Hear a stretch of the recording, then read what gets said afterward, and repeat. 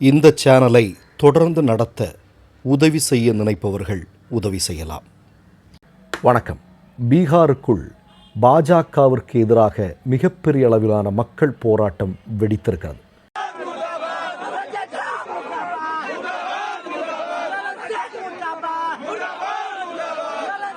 அதற்கு என்ன காரணம் உங்களுக்கெல்லாம் நல்லா தெரிஞ்சிருக்கும். ஏறத்தாழ 2005 2026 வரையிலும் எத்தனை கூட்டணிகள் மாறினாலும் முதலமைச்சர் பொறுப்பை விட்டு தரமாட்டேன் என்று தொடர்ந்து முதலமைச்சர் பொறுப்பில் இருந்த நிதிஷ்குமார் இன்றைக்கு ராஜினாமா செய்திருக்கிறார். இது நிதிஷ்குமாருடைய கட்சியை சார்ந்த தொண்டர்களுக்கிடையே ஒரு மிகப்பெரிய கொந்தளிப்பை உருவாக்கியிருக்கிறது. நிதிஷ்குமார் என்ன சொல்லியிருக்கார் அப்படின்னு பாஜக தரப்பில் சொல்கிறாங்க அப்படின்னா, அவருக்கு ராஜ்யசபா எம்பியாக போய் உட்காரணும்னு ஒரு ஆசை, அதனால் அவர் ராஜ்யசபா எம்பியாக மாறப்போகிறார், அதனால தான் இதை ராஜினாமாக செய்கிறார் அப்படிங்கிற மாதிரியான ஒரு செய்தியை இவர்கள் சொல்கிறார்கள். நான் ஆரம்பத்தில் சொன்ன மாதிரி 2005 ஏறத்தாழ 25 வருடம் ஒரு மாநிலத்தினுடைய முதல்வராக இருந்தவர். ஒரே வருடம் மட்டும்தான் இல்லை. இப்படி என்ன நடந்தாலுமே நான் அந்த நாற்காலியை விட்டு கொடுக்க மாட்டேன் என்று அடம்பிடித்து கொண்டிருந்த நிதிஷ்குமாரை மோடியும் அமித்ஷாவும் RSSும் சேர்ந்து எப்படி நிர்பந்தித்து அவரை வெளியேற்றினார்கள். இப்போ நிதிஷ்குமாரை பற்றி ஜிதின் ராம் மஞ்சி என்று சொல்லக்கூடிய பீகாரினுடைய ஒரு மிக முக்கியமான தலைவர் பீகார் எலெக்ஷனை ஒட்டி ஒரு செய்தியை சொன்னார். அவர் சாப்பிட்ற உணவில் விஷம் கலந்து கொடுத்துருக்குறாங்க, அதனால் இப்போ அவர் சரியாக பேசுகிறதில்ல, அவருக்கு சரியான நினைவுகள் இல்லை அப்படிங்கிற மாதிரியான ஒரு மிகப்பெரிய குற்றச்சாட்டை அவர் முன்வைத்திருந்தார். இப்போ நீங்கள் பார்த்தீங்கன்னா கூட இந்த சம்பவம் நடந்ததற்கு பிறகும் நிதிஷ்குமார் இது தொடர்பாக ஒரு செய்தியாளர் சந்திப்போ அல்லது இது தொடர்பாக மக்கள் மத்தியில் ஒரு தன்னிலை விளக்கம் கொடுக்கவோ அவர் வரல அப்படிங்கிறத நீங்கள் சேர்த்து பார்க்க வேண்டியிருக்கிறது. நிதிஷ்குமாருடைய ராஜினாமா எந்த நாளில் அறிவித்திருக்கிறார்கள் என்றால் ஹோலி பண்டிகை தினத்தில் அறிவித்திருக்கிறார்கள். அன்றைக்கு நீங்கள் பார்த்தீங்க அப்படின்னா அங்கெல்லாம் தொலைக்காட்சி ஊடகங்கள் எல்லாம் ரொம்ப குறைவு பீகாரில். செய்தித்தாள்களைத்தான் அதிகமாக அங்கே படித்தவர்கள் படிக்கக்கூடிய விஷயம். ஆனால் செய்தித்தாள்கள் அன்றைக்கு லீவு, விடுமுறை. அன்றைய தினத்தில் தான் இந்த நிதிஷ்குமார் அவர்களுடைய முதலமைச்சர் பொறுப்பிலிருந்து அவர் ராஜினாமா செய்கிறார் அப்படிங்கிற விஷயத்த சொல்லியிருக்கிறாங்க. இப்போ நம்ம இந்த இடத்துல ஒரு முக்கியமான விஷயம் பார்க்கணும். என்ன அப்படின்னா, RSS என்று சொல்லக்கூடிய இயக்கம் இவங்க எப்படி ஒவ்வொரு மாநிலங்களிலும் ஆட்சி பொறுப்பில் வருகிறார்கள். குறிப்பாக நான் எடப்பாடி பழனிசாமி அதிமுக தொண்டர்கள் கண்டிப்பாக இதை கேட்கணும். நமக்கு எல்லாருக்கும் நல்லா தெரியும், ஒரு மாநிலத்தில் இருக்கக்கூடிய ஒரு மிகப்பெரிய மாநில கட்சியினுடைய நிழலில் முதல்ல மெதுவாக இளைப்பாறுவது மாதிரி வர்றது பாஜகவினுடைய வழக்கம். இப்போ உங்களுக்கு தெரியும் ஒடிஷாவில் என்ன நடந்தது, மகாராஷ்டிராவில் என்ன நடந்தது. மகாராஷ்டிராவில் சிவசேனா என்று சொல்லக்கூடிய அந்த மண்ணின் மனமுள்ள ஒரு கட்சி இல்லையா, அந்த கட்சியினுடைய நிழலில் தான் முதல்ல பாஜக உள்ள வரான்.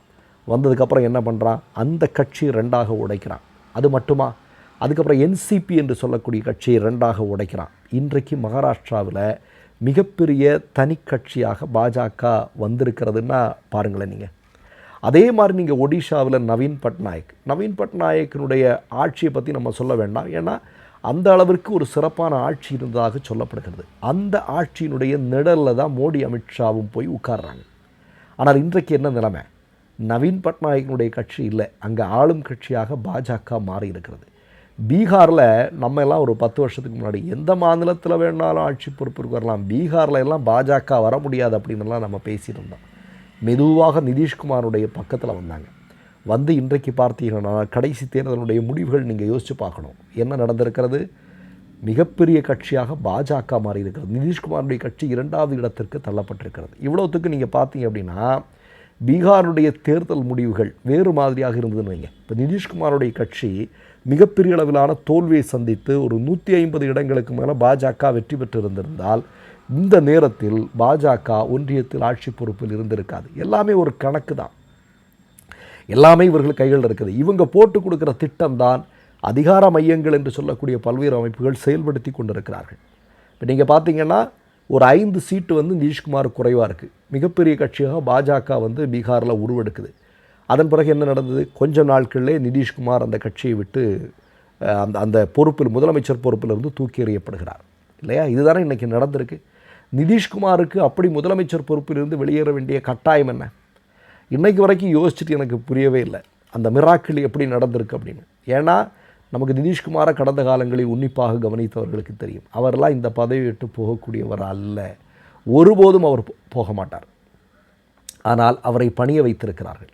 அப்போ அதற்கு பின்னால் ஏதோ மர்மம் நடந்திருக்கு. இன்னும் ஒரு 20 வருஷம் கழிச்சோ 25 வருஷம் கழிச்சோ வரலாம், இந்த செய்திகள் என்ன நடந்தது அப்படின்னு வரலாம், அதற்கான வாய்ப்பு இருக்கிறது. இப்போ நான் இந்த நேரத்தில் என்ன சொல்கிறேன்னா, பீகார் மாதிரியான இடங்கள்லேயே புறவாசல் வழியாக திருட்டுத்தனமாக தந்திரமாக பாஜக இன்றைக்கு அந்த மாநிலத்தினுடைய தலைமை பொறுப்பில் வந்திருக்கு. இப்போ சாம்ராட் என்று சொல்லக்கூடிய சாம்ராட் சௌத்ரி என்று சொல்லக்கூடிய இன்றைக்கு துணை முதல்வராக இருக்கக்கூடிய நபர் தான் பாஜகவுடைய முதல்வர் பொறுப்புக்கு வருகிறார் என்று சொல்லப்படுகிறது. நிதிஷ்குமாருடைய பையனுக்கு துணை முதல்வர் பொறுப்பு கொடுக்கப்படுகிறது என்று சொல்லப்படுகிறது. ஆனால் அது எந்த அளவுக்கு உண்மை அப்படிங்கிறதெல்லாம் தெரியல. இப்போ நீங்கள் எடப்பாடிக்கு வாங்க. எடப்பாடி பழனிசாமி அதிமுகவை கொண்டு வந்து பாஜக கிட்ட சரணடைய செஞ்சதுக்கு அப்புறம் அதிமுக வளர்ந்துருக்கா? நீங்கள் கொஞ்சம் யோசிச்சு பாருங்க. நீங்கள் அதிமுக எந்த விதத்திலாவது தமிழ்நாட்டில் வளர்ந்திருக்கிறதா? அதிமுக எப்படிப்பட்ட கட்சி? நீங்கள் ஜெயலலிதா இருக்கிற வரையிலுமே தனியாக பார்த்தீங்கன்னா ஒரு கட்சி அதிகமான வாக்கு வங்கி எந்த கட்சி வச்சுருக்கு அப்படின்னா அது அதிமுக தான். ஆனால் பாஜகவோடு கூட்டணி வைத்த பிறகு அந்த கட்சியினுடைய நிலைமை என்ன? இன்னைக்கு கல் தேய்ந்து கட்டரம்பான அப்படின்னு ஒரு பழமொழி இருக்குல்லையா, அந்த மாதிரி ஆயிடுச்சு இல்லையா? அப்போது தமிழ்நாட்டிலும் அப்படி ஒரு மிகப்பெரிய ஆபத்து இருக்கிறது. நம்ம முன்னாடியெல்லாம் ஒரு 10 வருஷத்துக்கு முன்னாடியெல்லாம் தமிழ்நாட்டில் ஒரு சீட்டு பாஜக கிடைக்குமா அப்படின்லாம் நம்ம கேட்போம். டெபாசிட் வாங்குவானாங்களாம் கேட்போம். இப்போ என்னென்னா, இப்போ ஊடகங்கள் வந்து திட்டமிட்டே பேச ஆரம்பிச்சிருக்காங்க. 5 சீட்டு கிடைக்கும், 6 சீட்டு கிடைக்கும், 3 சீட்டு கிடைக்கும், 4 சீட்டு கிடைக்கும்லாம் பேச ஆரம்பிச்சிட்டானுங்க. இப்போ நான் என்ன சொல்கிறேன்னா, பீகாரில் நடந்தது, மகாராஷ்டிராவில் நடந்தது, இது ஒடிசாவில் நடந்தது, இப்படி இந்தியாவுடைய பல்வேறு மாநிலங்களில் மிகப்பெரிய பித்தலாட்டங்களை செய்து புறவாசல் வழியாக ஜனநாயக படுகொலை செய்து ஆட்சி பொறுப்பிற்கு வந்திருக்கக்கூடிய இதே பாஜக தமிழ்நாட்டிலையும் வராது அப்படின்னு நம்ம எல்லாம் சாதாரணமாக இருந்துட முடியுமா? அப்படி இருக்க முடியாது. அதனால் தமிழ்நாட்டு மக்கள் ரொம்ப கவனமாக இருக்கணும். மற்றொரு நிகழ்வில் சந்திப்போம். நன்றி, வணக்கம்.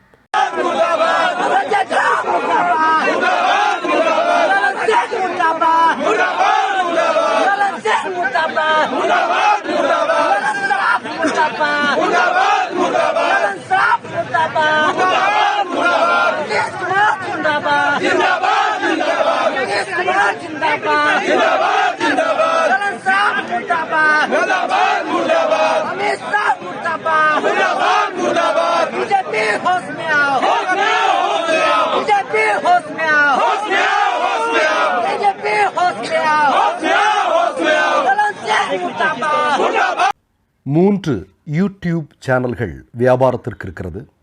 தேவைப்படுபவர்கள் இந்த எண்ணுக்கு தொடர்பு கொள்ளுங்கள். மை நேம் இஸ் ரெட் சேனலை சப்ஸ்கிரைப் பண்ணிக்கோங்க. அதுக்கப்புறமா பக்கத்தில் இருக்கிற ஜாயின் பட்டனை கிளிக் பண்ணீங்கன்னா ஒரு நியூ பேஜ் ஒன்று ஓப்பன் ஆகும். அதுலயும் ஜாயின் பட்டனே கிளிக் பண்ணிக்கோங்க. அதுல பாத்தீங்கன்னா credit R debit card options இருக்கு.